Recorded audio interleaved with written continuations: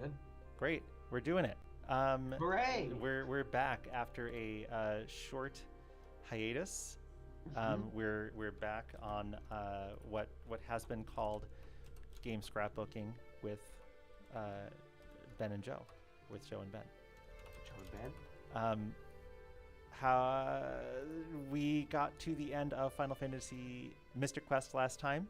It was there was some cool music. There were some very long battles, and we talked about the essential repetitiveness of a certain school of role-playing game battle systems. Mystic Quest in particular sort of degenerates into casting like the most powerful spell over and over again, right? I think that was one of our themes from last time. Yes.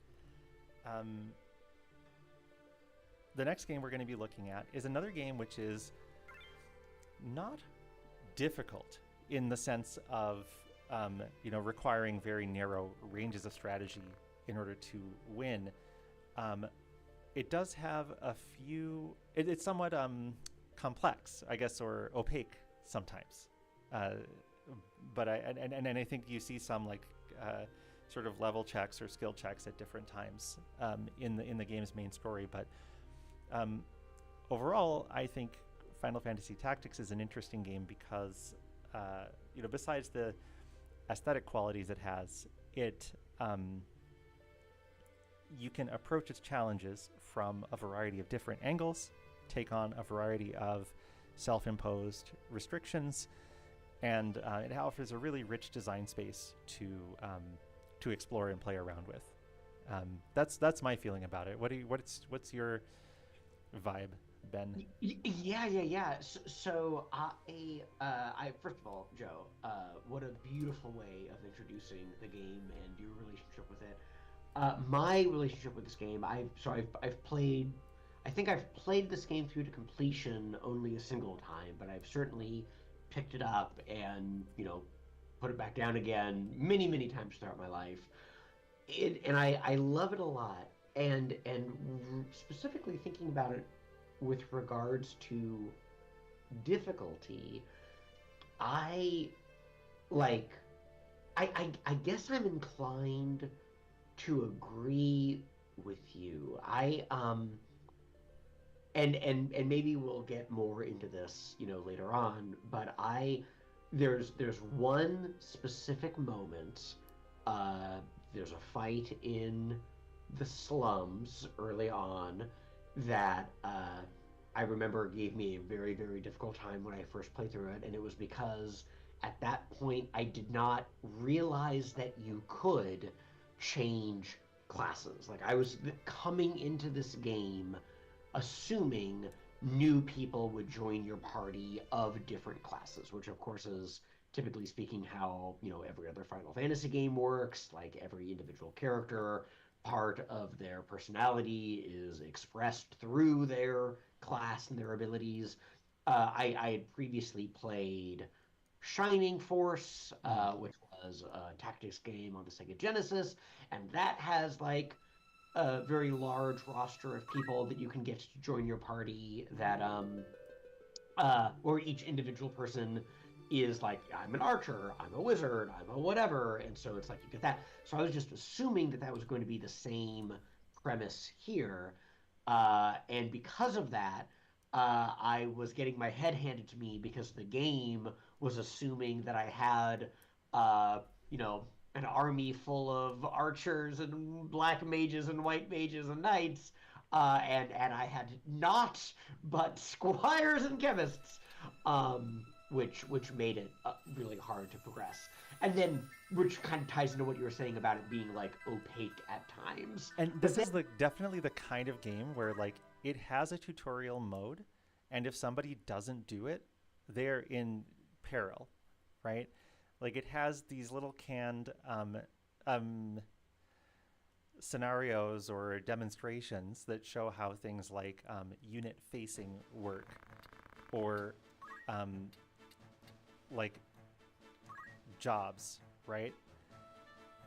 And so there's this very loquacious instructor, Darulavan, or Daravan, depending on localization, um, who talks about all these different jobs and how to access them and what buttons to push on what screens, right?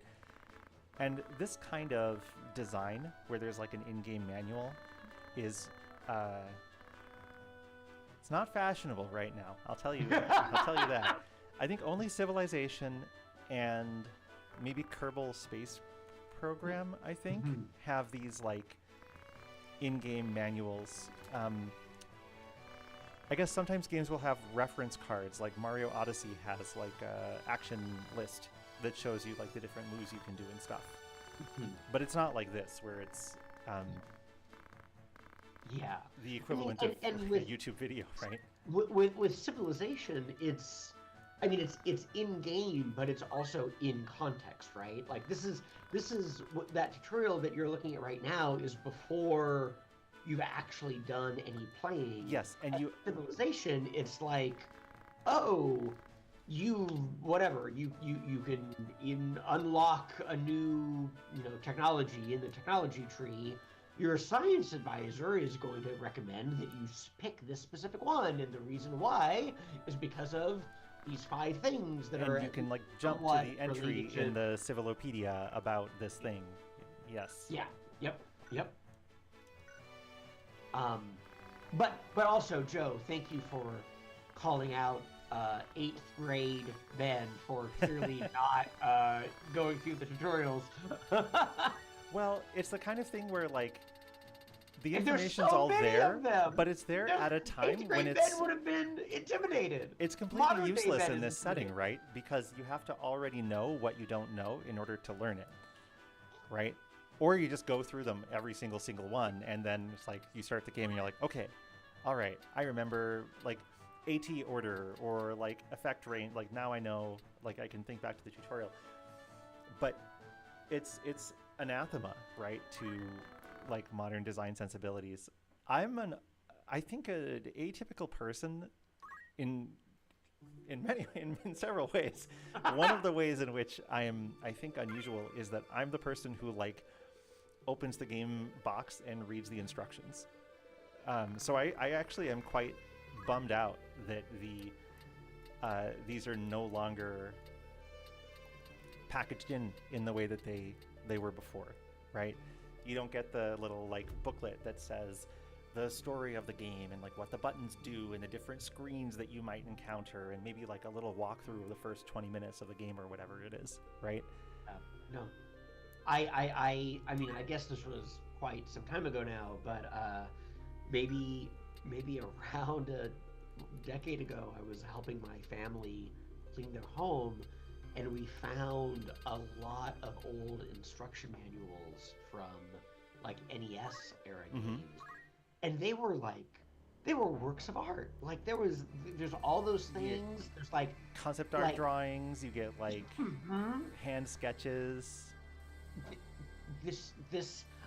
This item is worth 200 points when you pick it up, and this is what it represents to Simon Belmont, and this is why you would encounter it.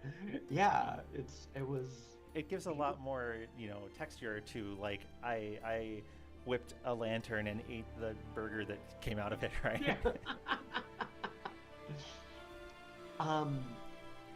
Now it is interesting because do you happen to know off the top of your head, Joe, if Final Fantasy Tactics originally released on PlayStation 1, another game released at least somewhat in the same era, Metal Gear Solid, also on the PS1. Do you happen to know what came first, this or that? Oh, I'm not sure. This is easy to check though. Yes. I'll look it up. So Metal Gear Solid PlayStation is 1998. I believe Final Fantasy Tactics is like 97 or something, but I'll check. Okay.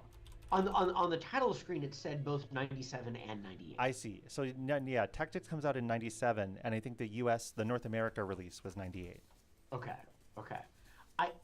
I only ask because I do have a extremely distinct memory of Metal Gear Solid had a collection of tutorials that were Interactive missions. like Yeah. interactive, like VR simulation, and I went through every single one of them before I played the game.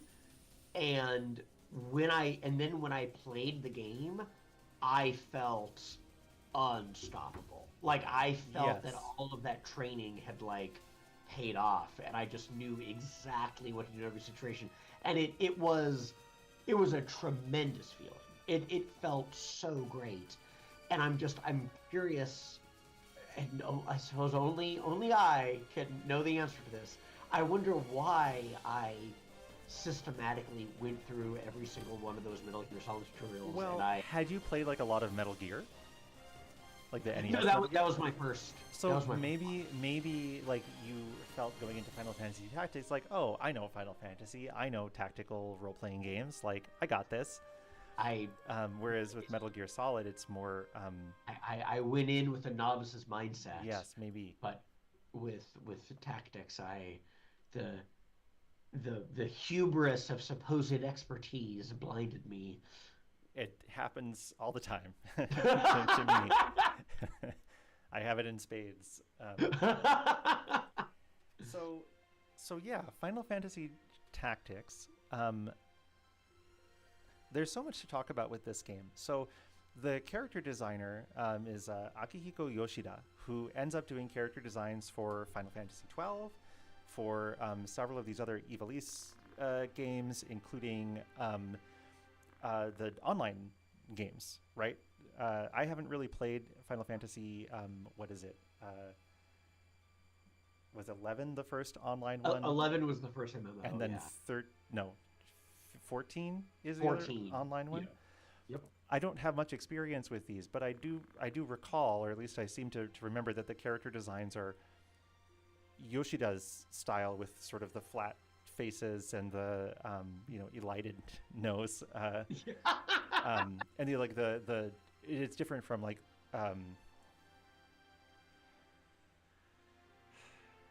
oh my god, I'm blanking on the first Final Fantasy 1 through 6 designer. It's an A name, Amano, Yoshitaka Amano. Yes. So it's interesting to see this was the game where I first saw a different hand designing some of these characters, the Chocobo and the Goblin and so on, because previously they had been either the designs.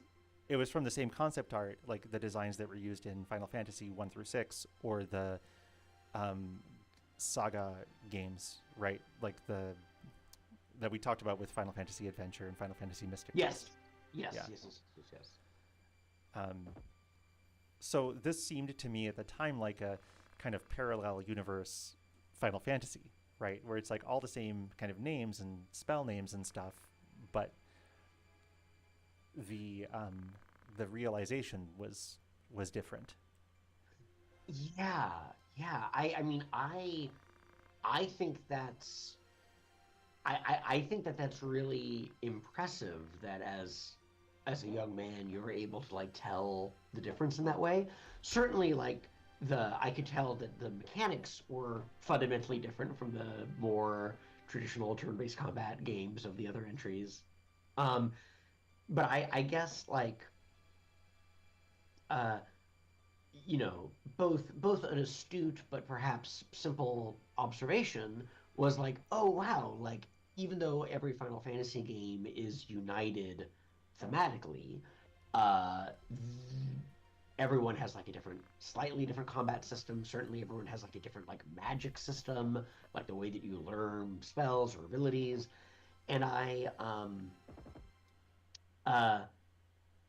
so and also the art style changed, and of course part of Yes. that was the jump from the NES to the SNES, but even Final Fantasy 2 and Final Fantasy 3 uh, felt very different from one another, which Sure. I sort of just attributed to oh yes, as Technological advancement. Yeah. precisely, yes. And so I don't think I had the wherewithal to attribute any differences to humans, basically. Sure, yes. Or like from an auteur And standpoint. I want to be clear. At the time, I was like, "Oh, this is different." Like Okay. Oh, okay. I my feel a reflections lot now are better like I was in high now. school before I was thinking about like who's the character designer or whatever. And I think part of my interest in that came from noticing like, oh, these Dragon Quest games, even though the characters are different, they all kind of have the same like style or like um thinking about like I was like really into Final Fantasy, and so like I had art books and things like that, and so I was thinking about that, and I had a friend who was really into Final Fantasy X, and I was thinking like, what is it like? Why does this feel so different? Like Final Fantasy VII was like, and it was like okay, but there's something about the way that the everything looks and feels and is presented that changed really drastically between these like Final Fantasy games I liked and played a lot and the ones that I couldn't really get into or didn't really like connect with. Yeah. Yeah. Yeah.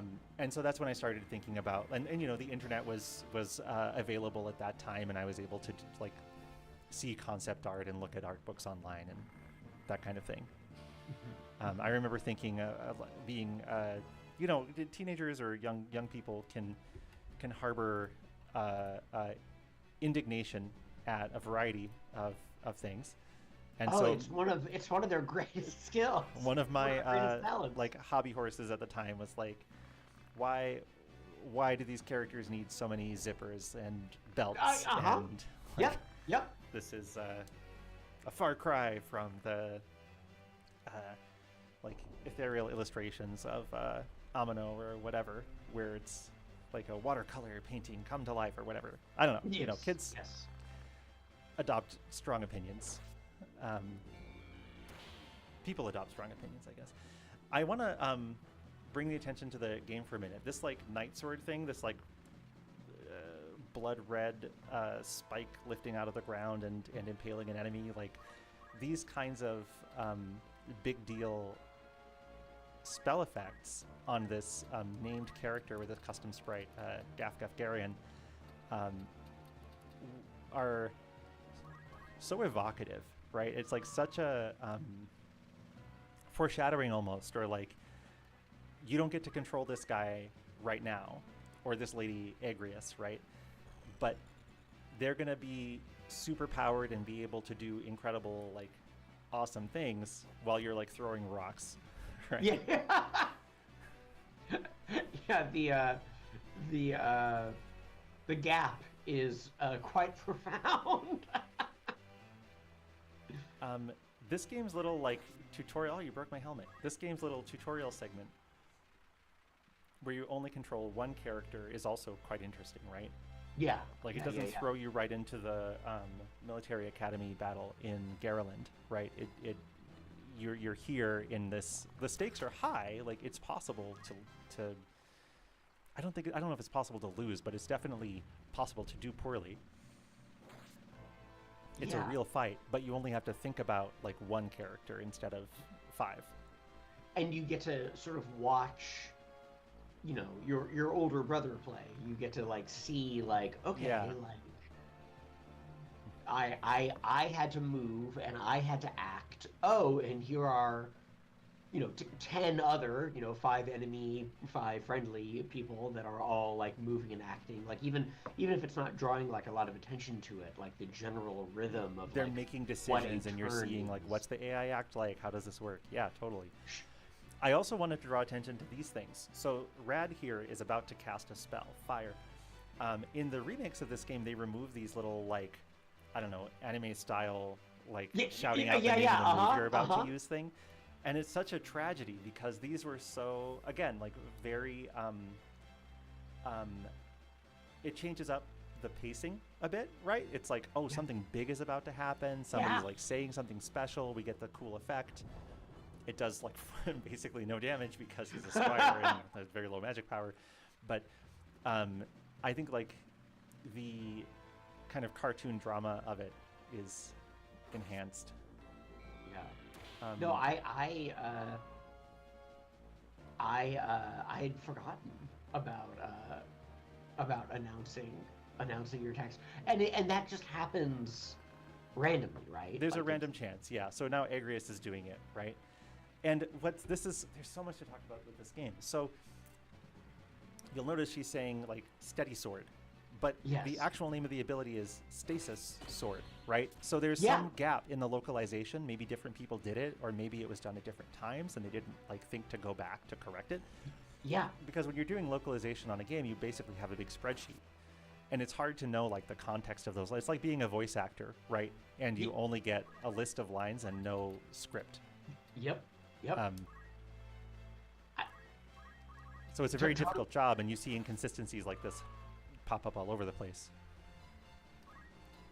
um, yeah, like for sure. Like I'm listening to an audiobook right now that has like two different like people like they like trade off Mm. between chapters, and like it's a sci-fi fantasy book, and so of course there's all sorts of like made up words that don't necessarily exist, and it took me a long time to realize that they were referring to some of the same concepts, but uh, they called them different things, or they pronounced the same word in like different ways, and like I feel like that's maybe, I mean, it's the same energy. I feel like it's a little bit of a different idea, because that is the kind of thing that in theory a director would be able to like, who in theory would be a consistent through line, would be able to like, oh, I'm listening to all of these like audio recordings and I can see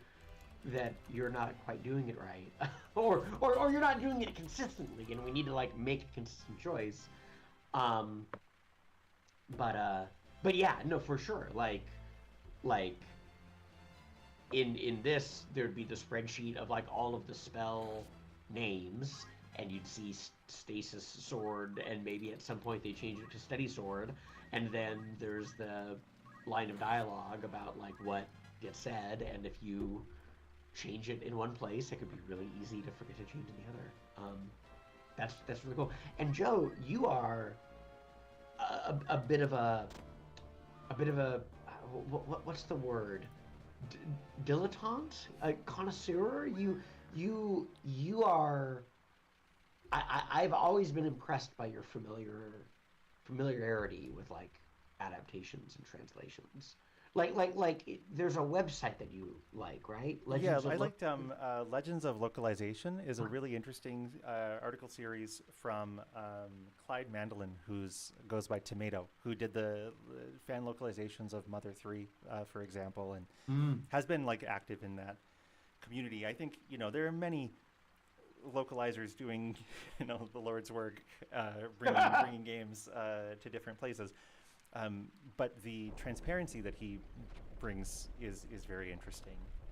As like somebody who's a professional localization person who's also done fan projects, I think is like his perspective is really cool. He does series where he'll compare different versions of a game or different iterations of the same series, um, fan translations versus official translations, and so on. So yeah, I was following that pretty closely for a while. He has a book, maybe a couple books, I'm not sure, um, that are also like you know good good reads. Um, Man, there's so much to talk about. So these little cutscenes, like the characters are almost like a super deformed or like chibi style, like just in Yeah, their proportions, but they're not sure. cutesy in the same way as that. And then they're just like absolutely brutal cutscenes, right? That are people getting punched in the stomach or stabbed through the liver or whatever. Like, uh, and just the tone. Yeah, like It's look at this line Yes, right it's a here. classic. And this is another thing where like the localization is it's working under constraints, right? Text space constraints, file size constraints.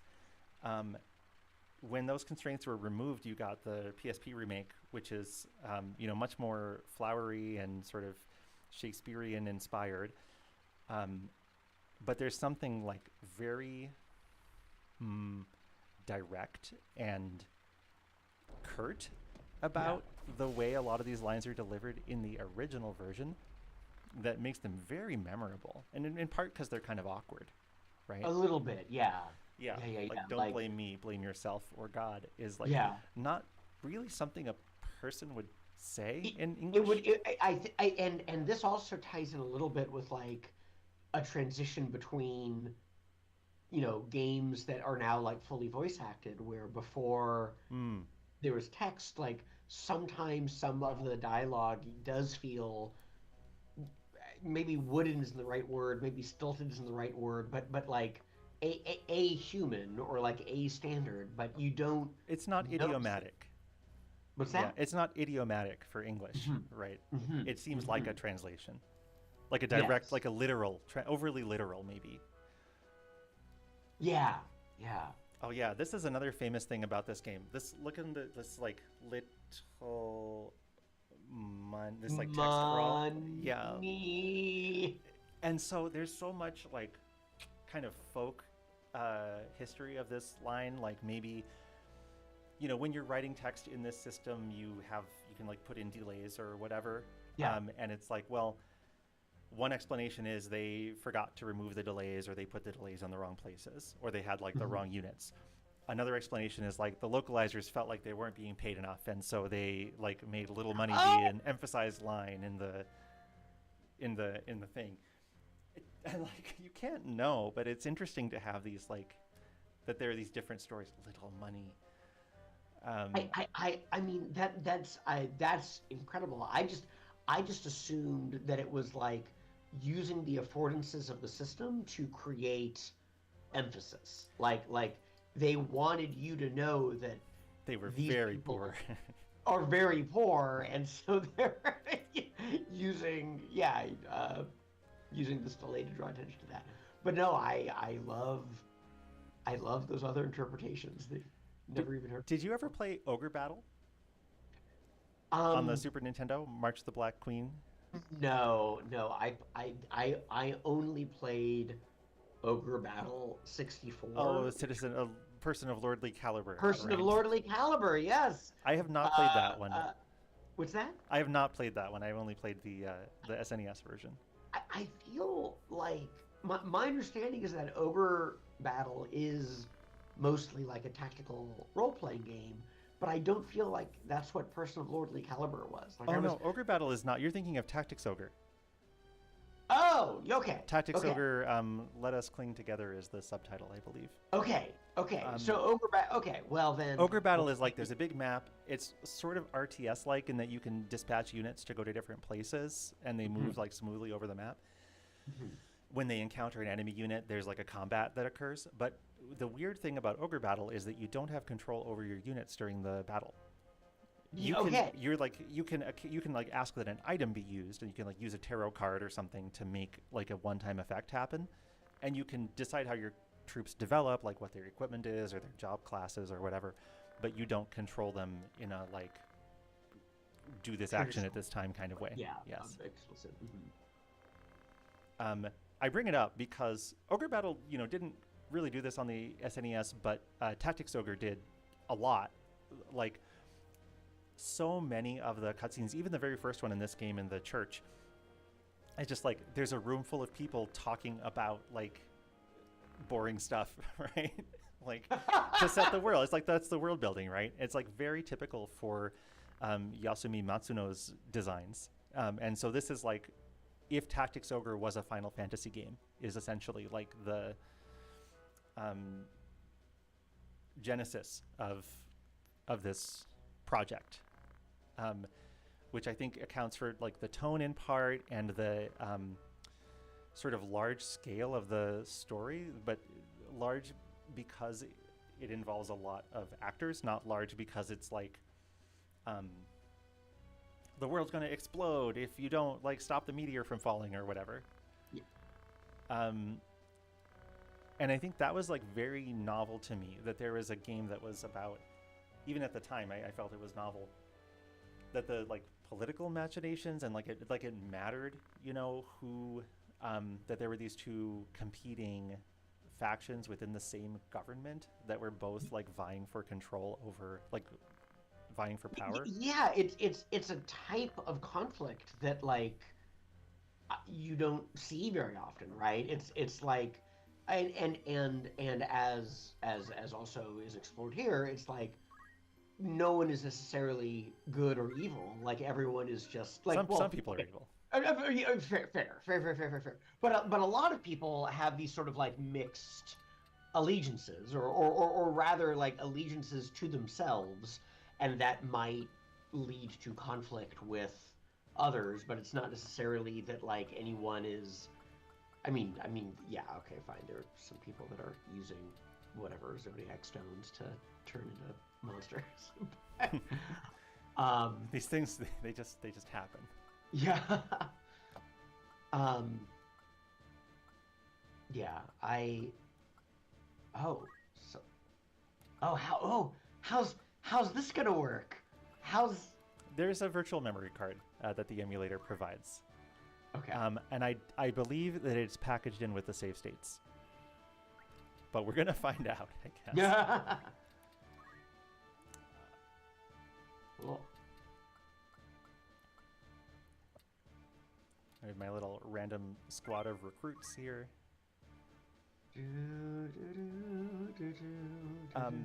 Yeah, so like the closest thing that I had recalled, because I never played Final Fantasy II, although I understand, you know, it has some of these like political things, and that you have like code words, and you got to talk to certain, you got to know like who the cast of characters is a little bit. Mm-hmm. But yeah, the closest thing to this had been like in Final Fantasy VI. It's like Edgar is like acts like Figaro's allied with the Empire, but actually they're supporting the Returners or whatever. Like it was that level of, you know, intrigue. Yeah. So having something like this where, like everybody involved is just like looking out for themselves, and you're moving along through the world at the same time these big events are happening that you are only tangentially like connected to. Yeah. Is very interesting and like very distinct, gives a very distinct feeling. I guess Fire Emblem maybe had more of those. Maybe Shining Force did too, right? Like where you're like a kingdom doing some stuff. But I don't have a lot of familiarity with those games. What do you? So definitely, what I remember in Shining Force is that there was like, if I'm getting the name correct, the kingdom of like Runefast or Roundfast, something like that. And I remember them being pretty evil. I remember it being a pretty cut and dry story of like good versus evil, and you know, working your way through and trying to stop things. In Fire Emblem,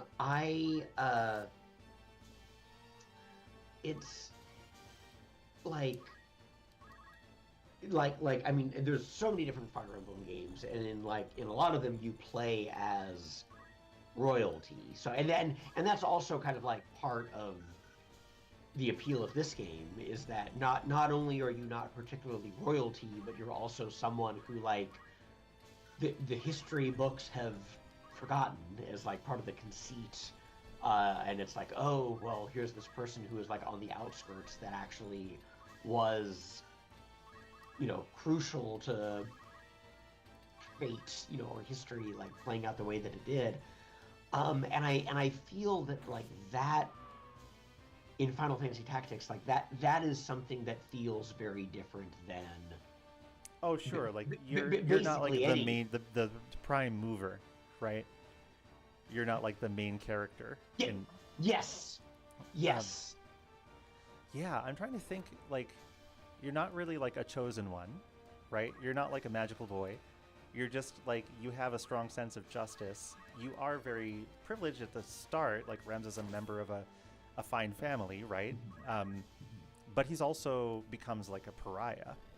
Yes. Like first it's a self-imposed isolation, and then it's you know, he's actually like branded a heretic. And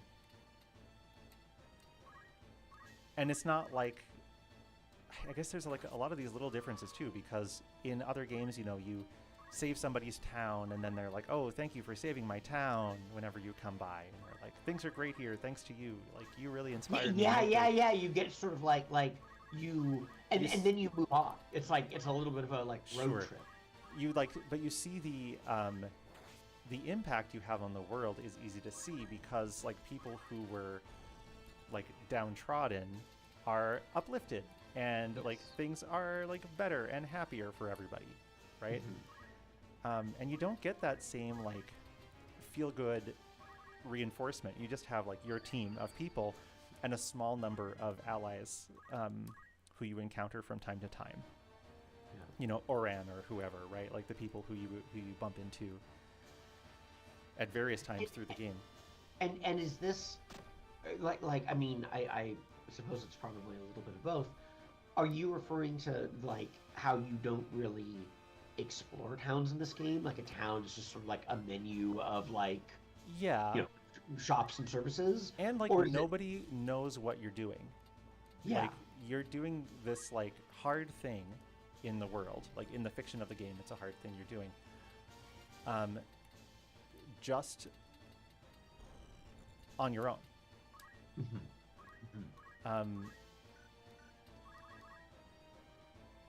And so we talked with Mystic Quest about like the relationship between the player and the world, how the world is just like, you know, like all the treasures you should take and all of the like items are there to support you in your quest, right? The whole world is built around this prophecy or whatever. And this is not unusual. Like Mystic Quest is just one example, but many games are structured like this. But I don't feel like that's what's happening in this game.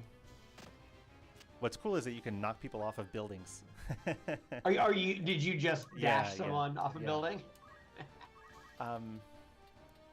So that's one of the things I mean. Like, there's no gameplay reason I had to do that in this case. Like, I could have finished that encounter in a different way. But one of the really satisfying things to me about this game is that there are opportunities to express yourself. Yes. You know, in terms of different ways to resolve the same situation. And the range of expression just like increases tremendously as it continues and you unlock new abilities. Oh yeah, I mentioned something before that this is a game that has like, this version of the game has a few interesting little differences, like ROM hacks from the original. Oh, yeah. So I should say what those are. So there's a number, we talked about how like there are these dominant abilities that you just like have to have because otherwise the game's quite tedious. Things like gain to JP up, for example, where like it makes you get more job points from each action that you perform, and that means that you get, you know, more abilities faster. And it doesn't really, it's not interesting from a gameplay standpoint as one of these abilities, because it's just like it's on and it does it, it's passive. But you still feel like you have to take it, often, you know, in favor of other more interesting abilities. So there's a few of these in my opinion. Gain to JP up is one. Secret Hunt, the like poaching ability, is one of them. When you have Secret Hunt equipped and you kill a monster, it goes to like the poacher's den and you can get an item from it. This is actually kind of overpowered to like make it intrinsic to everyone, but what do I care about game balance? It's Final Fantasy Tactics. Weapon Guard is another one where like the parry stat of your equipped weapon is actually not used unless you are using the Weapon Guard ability. Interesting. And Move Find Item is the other one, because it's like very important in some cases, but it's also like one of these passive abilities where you like go somewhere and you just like get an item sometimes. Yeah. What when you say it's important in some cases, like what? Like you need it for getting certain good items in the game, right? Okay. And like it wasn't that interesting strategically. I think that is an example of a thing that I never. Yeah, so there, you know, there are some side quests in the final chapter of the game, the Nelveska Temple mission, where you get like where Worker 8 is involved as part of like Risa's chain of quests. There's like the best shield and the best javelin in the game are like on the floor. The Deep Darkness or Deep Dungeon has a lot of these like move find item tiles. The like bonus dungeon in the game. So it's Gotcha. like, in order to get to use Cloud's abilities, you have to move, find item, pick up his materia blade or whatever. Yeah. Okay. Okay. So also on the topic of move, find item, every tile has like a good item and a bad item, um, and it scales. The probability scales with your brave, your character's the unit's brave stat, Huh. bravery statistic. So lower brave increases the chances of getting the good item. So I have another patch on here where if the brave is less or equal 20, you're guaranteed to get the good item. So you don't have to like save scum to try to get because it's a one-time thing. If you miss it, it's gone. Yeah. Yes. I made the Poacher's Den available starting from Chapter 1. The jump skill for the Lancer, the Dragoon, is different.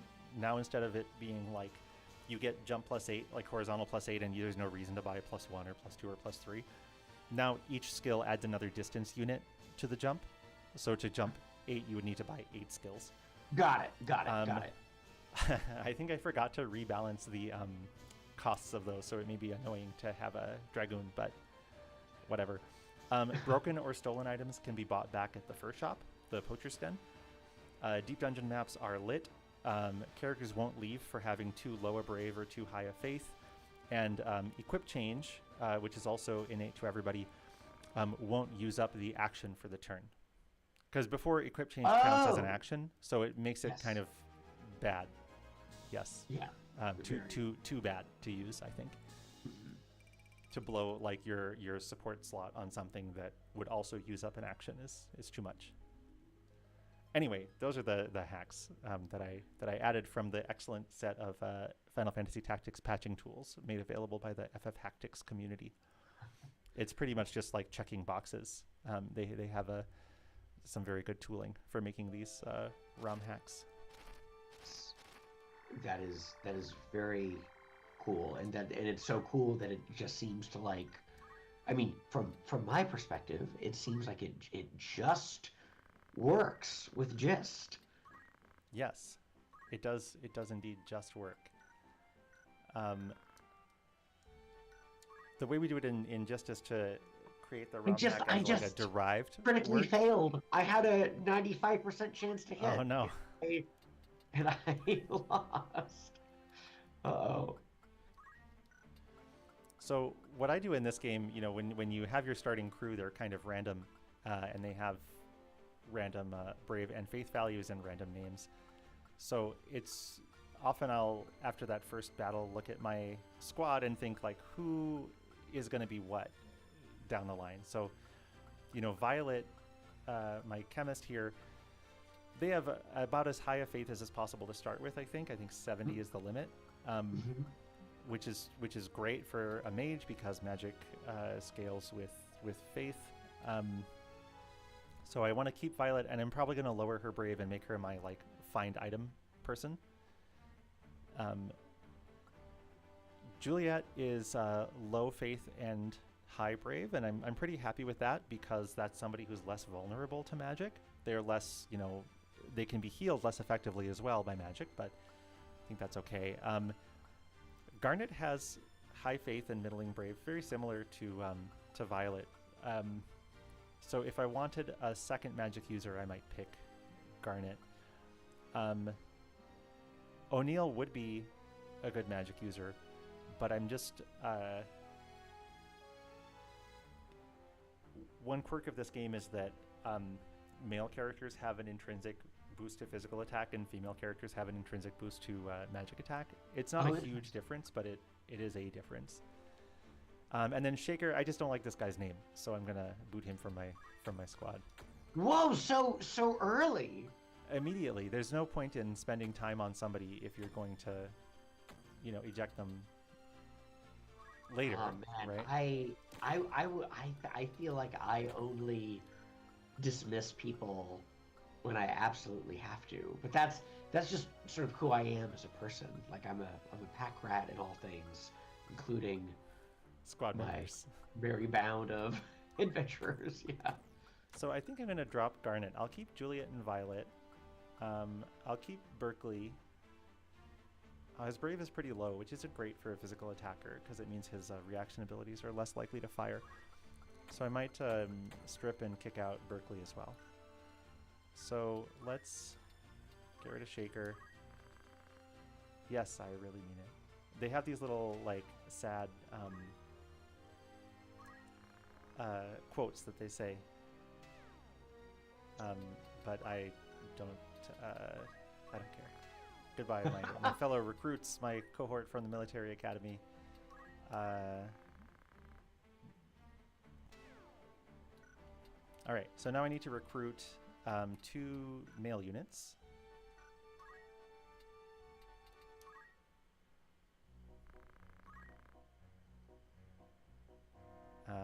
This guy, not high enough brave, so different one. I want like a really high brave on this person.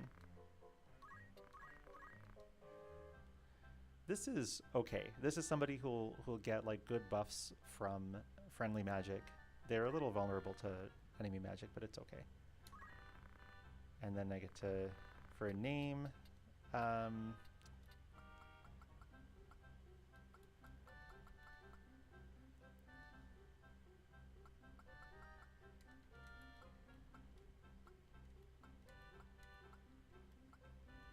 we'll go with Karlov.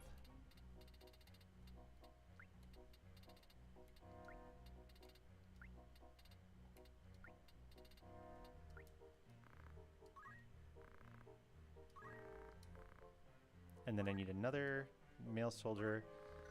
Probably, oops, I left the shop. Oh, I just realized there's a change name feature. I probably should have used that for my people with okay stats. I forgot about that. Oh well. This is pretty good. I'll take this guy. Poor Shaker.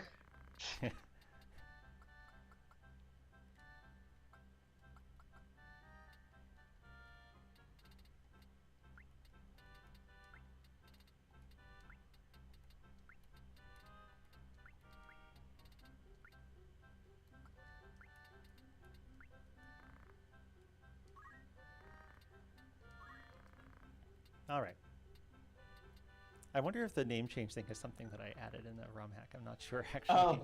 I don't recall. Yeah, so like you said, a town is a menu, and there's like the same bar in every town, but there's, you know, lots of plot information that you can look at. Pages and pages of the history of this world. I remember leafing through those.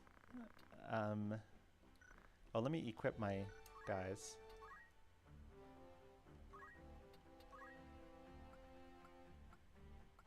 Oh, we're actually in good shape, except you can get a mithril knife. Actually, you get a broadsword. You get a mithril knife, and you get another broadsword, because I got plenty since I kicked out everybody. One thing I didn't appreciate my first time through this game was how good items are. Oh, yeah. Oh, Yeah. I had chemists and throw items all the time. I love items. I would have the trigger ability auto potion, and I would just only carry X potions with me. It's a very so powerful that ability. I was invincible. Yes. It was expensive, but I was invincible.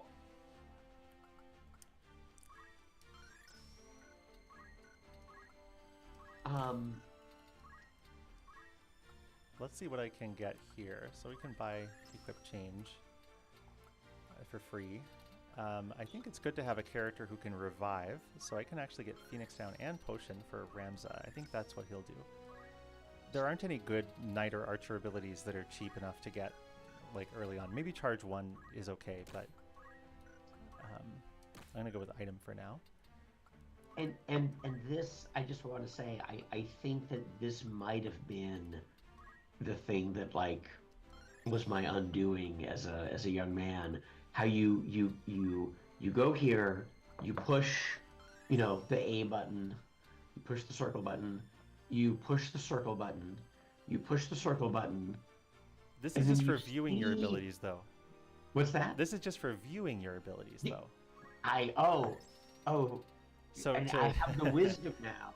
so to set your abilities, You need to push. the triangle button, Oh, the top. okay. The start button does the same thing. Oh, it does. I see. Yeah. So I'm going to make sure everybody has Phoenix Down and Potion, because my squires don't have any other abilities. I'll give them a way to throw rocks, since that's kind of useful. Yeah. It's nice. Just equip whatever I can. Juliet can learn Phoenix Down as well, so everybody has like just a couple options. There isn't a lot of variation you get this early on. It's unfortunate that my chemist can't learn Phoenix Down yet, but you know, we'll deal with it. We'll get by without it. My kind of short-term goal is to give everybody the Squire's Move +1 ability. Yeah. Since that extra mobility is really, really helpful. You know, Ramza now has both Battle Boots and Move +1, so he can move 6 spaces, which is very good at this stage in the game. I actually might take off his boots and give them to the Chemist, so that everybody can move 4 instead of the Chemist only moving 3. And that's because Squires get a bonus to movement? I think because Chemists get a penalty to movement. Got it. So I think that's my starting team. I'll save.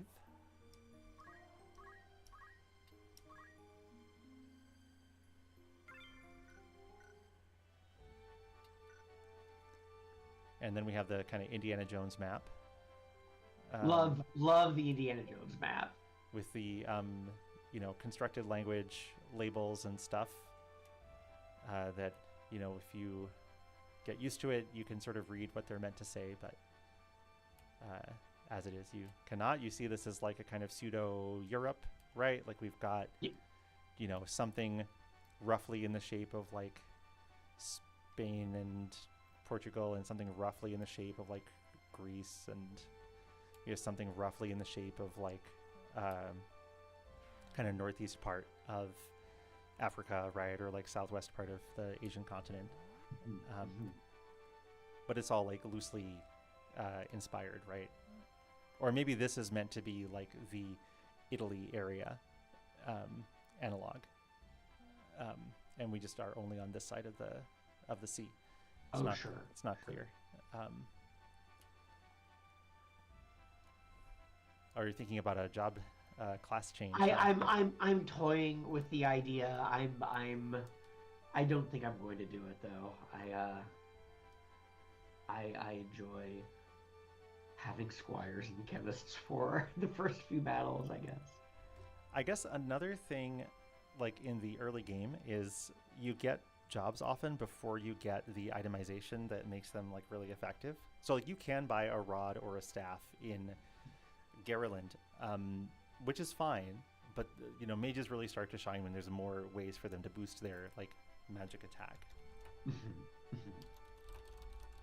Do you ever buy individual equipment, or do you use the fitting room? I use the fitting room. Yeah. Me too. Best fit, baby.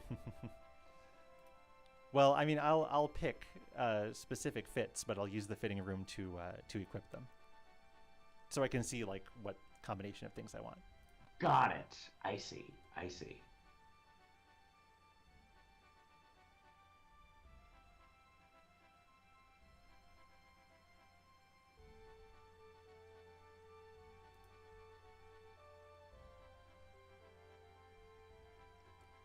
Oh, hold on. Do I have a state here? No, this is not the one where I was about to knock somebody off the roof. That would have been cool to have. I should have captured it before I left. Are you looking at you're reviewing?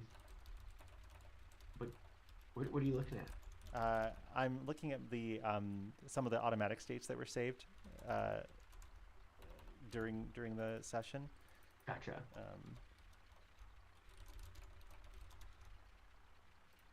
I was lucky to get this one for the "Don't blame me, blame yourself or God" Awesome. line.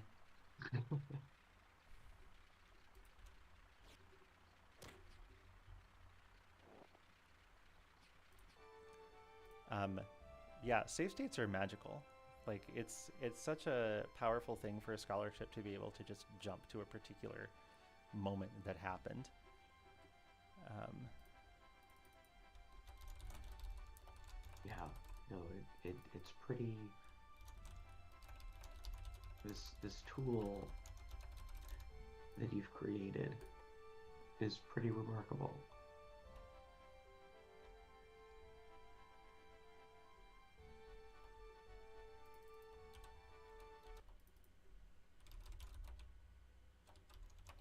Um, so I'm assuming we're I think kind of we need to wrap. yeah. Yes. That's I guess that's one consideration is that like a battle in Final Fantasy Tactics is more in the like 5 to 10 minute range, where as opposed to the 30-second battle Yes.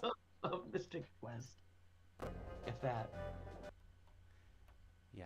And I've just double checked, and we can both boot right into those moments. And oh, wrong memory card.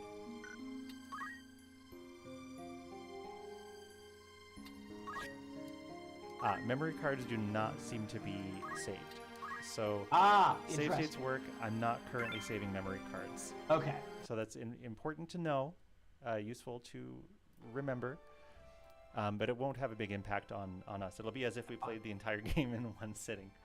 Yeah. I mean, it's preserved within a session, but not across sessions, is what I'm trying to say. Yes. Okay. Well, as always, Ben, a pleasure. And I'll see you next time.